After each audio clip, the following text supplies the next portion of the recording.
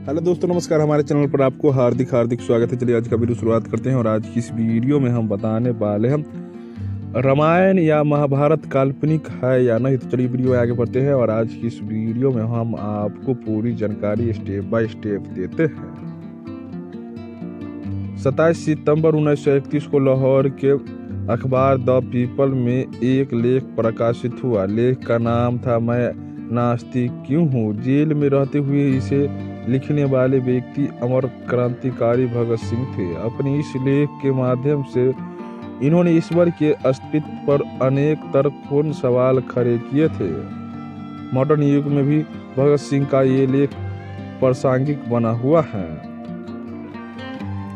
भगत सिंह की तरह ही आज भी देश के कई तर्कशील युवा अक्सर हिंदू धर्म के महान ग्रंथों की सामायिक जटिलताओं के चलते इसे पूरी तरह से अपना नहीं पाते हैं। दूरदर्शन पर अक्सर महाभारत और रामायण जैसे कार्यक्रमों को देखकर लगता था कि अगर ये ऐतिहासिक पात्र काल्पनिक नहीं है तो युद्ध का समय, इनके रहने और जीने का समय हजारों साल में कैसे बढ़ सकता है।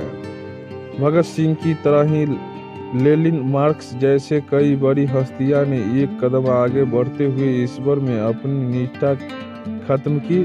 कई लोग दर्शन शास्त्र की तरफ भी मुड़े। कुछ आस्तिक ने दर्शन शास्त्र को मनुष्य की दुर्बलता अथवा ज्ञान के सीमित होने के कारण उत्पन्न होने वाला परिदृश्य बताया।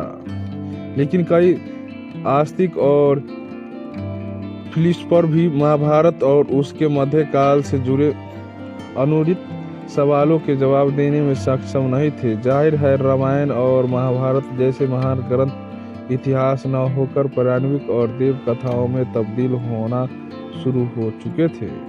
महाभारत में वैदिक गुरुओं की मौजूदगी का कारण भारत का कर्म भूमि होना था।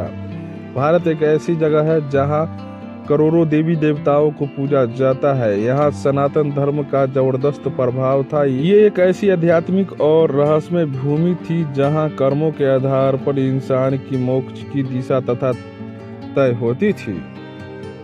यह दुनिया के बीच बाकी देश भोग भूमि है जहाँ इंसान भोग विलास में मशगूल होकर अपनी जिंदगी की दिशाहीन तरीके से व्यतीत करते थे। वहीं महाभारत और रामायण के दौर में दुनिया की इन बाकी देशों के बारे में उल्लेख होने का कारण इनका भोग भूमि होना है।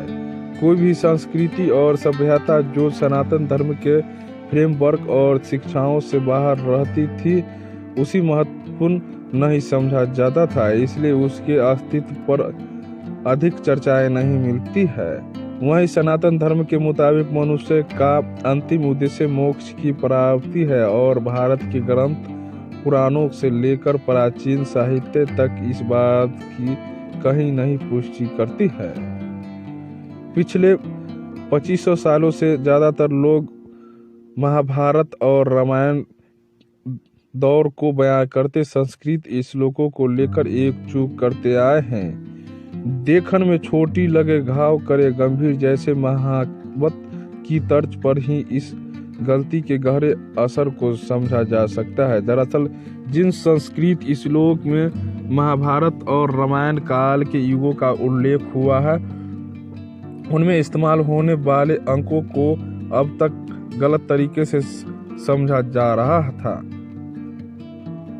मसलन अगर हम महाभारत की इस गद पर गौर फरमाए तो समझ आएगा कि 10 वर्ष सहस्त्रहीन को पारंपरिक तौर पर 10,000 साल माना जाता है, जिस पर सुनकर ही सहज विश्वास नहीं होता। हालांकि अगर यहाँ सहस्त्र मणि की असल संख्या यानी 10 साल इस्तेमाल की जाए और शतानी की संख्या को 1 शतानी साल माना जाए तो पुराणों की ये श्लोक कुछ इस प्रकार होंगे। 40 साल कृत युग है, वहीं 30 साल त्रेता युग, 20 साल द्वापर युग और 10 साल कलयुग को कहा गया है। वहीं 1000 साल यानी 120 साल की एक साइकिल को ब्रह्मा डे के तौर पर माना जाएगा। ये सभी संधि के बिना इस्तेमाल किए गए हैं, यानी इन अंकों में 20% जोड़ देने के बाद इनकी संख्या क्रमशः 48 साल, 36 साल, 24 साल और 12 साल होगी। इन संख्याओं के सामने आने के बाद महाभारत से जुड़े ज्यादातर संस्कृत इस श्लोक में उल्लेखनीय किया गया समय अब विश्वास लायक था। इस विशेषण से न केवल युगों और महायुगों के चक्र काल का सही अंदाजा लगाया जा सकता है, बल्कि भारत के प्राचीन ऐतिहासिक जटिलताओं को भी आसानी से समझा जा सकता है। इससे साबित होता है कि समय की उत्पत्ति 7वां मनवंतर यानी 4174 BC से हुआ था। 4174 BC से लेकर 3000 BC भगवानों और देवी देवताओं का दौर था। 3000 BC में पूरी दुनिया को बाढ़ के प्रकोप ने काफी नुकसान पहुंचाया। 3000 BC से 1299 BC तक 59 पीढ़ियां धरती पर अपना समय व्यतीत कर चुकी थी। भगवान श्री राम इस कड़ी में 60वीं पीढ़ी का प्रतिनिधित्व कर रहे थे।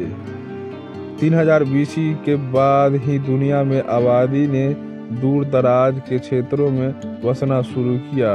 कुछ लोग को भारत से निकाल दिया गया और कुछ ऐसे भी थे जिन्हें बाहरी दुनिया में दिलचस्पी थी। इसके तहत ही भारत से अलग होकर मिडल ईस्ट अस्तित्व में आया। मिडल ईस्ट ने निकल यूरोप का निर्माण किया। जहाँ तक महाभारत के साइंटिफिक प्रमाण की बात थी तो इससे जुड़ा सबसे बड़ा परिणाम पौराणिक तत्व प्रमाण प्रोफेसर बीबी लाल ने खोज निकाला था। वे भारत सरकार के पुरातत्विक विभाग में काम करते हुए उन्होंने 1951 में हस्तिनापुर लोकेशन की खुदाई कर ऐसे फ्लोडिंग जोन का पता लगाया था जिसे 700 BC का बताया जा रहा है। पुराणों में हस्तिनापुर में आई बाढ़ के प्रकोप का पुराणों में कहा गया है कि परीक्षित की 4 पुश्तों गुजरने के बाद इस बात का जिक्र किया है।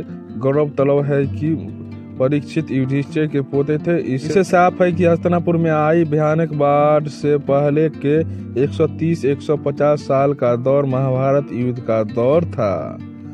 महाभारत के युद्ध की व्याख्या को कई लोगों ने गैर जरूरी तरीके से जटिल बनाया है। इसके मुताबिक महाभारत का युद्ध 300 से 500 BC के बीच लड़ा गया था, जो कि अविश्वसनीय। दरअसल इसके पीछे महान वैज्ञानिक आर्यभट्ट 499 AD का दिमाग था। आर्यभट्ट ने ही महायुग के असली समय यानी 120 सालों को एक ऐसे आंकड़ों में बदल दिया था जिस पर विश्वास करना आसान नहीं था। आर्यभट्ट ने 120 सालों के महायुगों की अवधि को अपने आकलनों के द्वारा